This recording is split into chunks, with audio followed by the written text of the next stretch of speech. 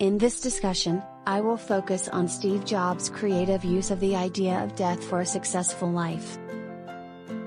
For many people, life and death are polar opposites that exclude each other. But this is not the case with Steve.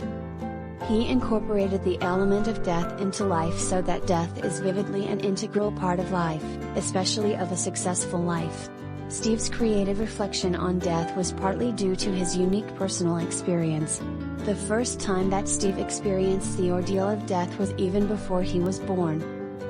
Instead of putting Steve up for adoption immediately after his birth, his biological mother, Joanne Schiebel, could have chosen abortion in her situation. Joanne later told Steve that she was pressured to sign the adoption documents. Steve never resented Joanne. Instead, he felt grateful to her for putting up with the pressure all by herself alone and choosing to give birth to him. For Steve, if his being abandoned were replaced by being aborted, he would have no chance to embark on his journey to life. Life was the first thing Steve learned not to take for granted. Death had been so close to his life, even before he was born. The question for him was how to turn death from being a threat to life to being a support and motivation for life. Death in a different way visited Steve in 1986. This time his adoptive mother Clara Jobs was diagnosed with lung cancer. Steve took care of her in her last days. At that time, Steve had been curious about his biological roots. But Steve did not want his adoptive parents to be offended and he did not try to get in contact his biological parents. After Clara died, Steve asked for Paul's permission. Paul was supportive. Steve would soon see Joanne and Mona. But even in this process of looking for his biological family, death in a still different form once again played a dramatic role.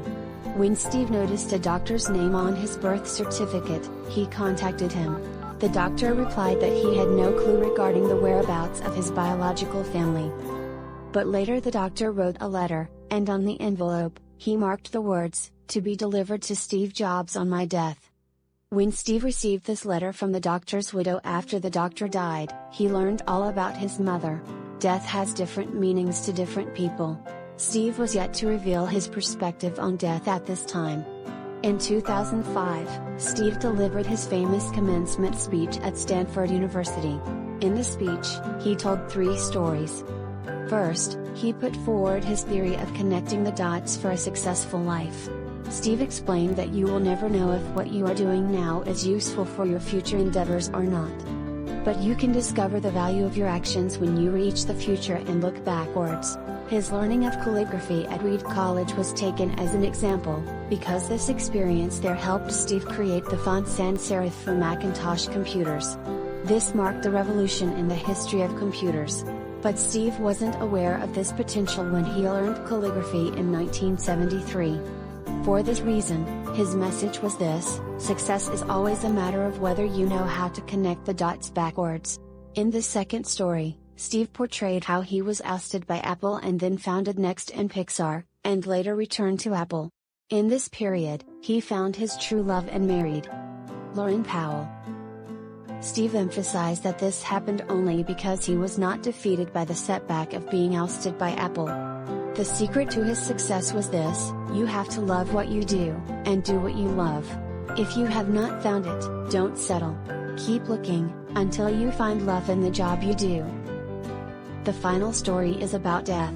Steve shared his experience with his pancreatic cancer after he thought he had recovered from it.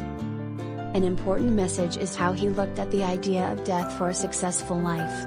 Steve argued that if you were honest about the possibility of your death, you should understand that today could have been your last day. With this possibility in your mind, you do not want to waste your life. Instead, you want to live your life to the fullest every day by rejecting doing something you do not genuinely love to do. The possibility of death should make you honest to yourself and truthful to your ideal. Adopting this perspective, Steve argued, you can lead a meaningful and authentic life. A positive attitude of carpe diem is therefore formed only because you know you will die one day, maybe just tomorrow. This highly creative reflection on the positive values of death is the key to Steve's success. It is worth quoting in full Steve's words at the end of my discussion.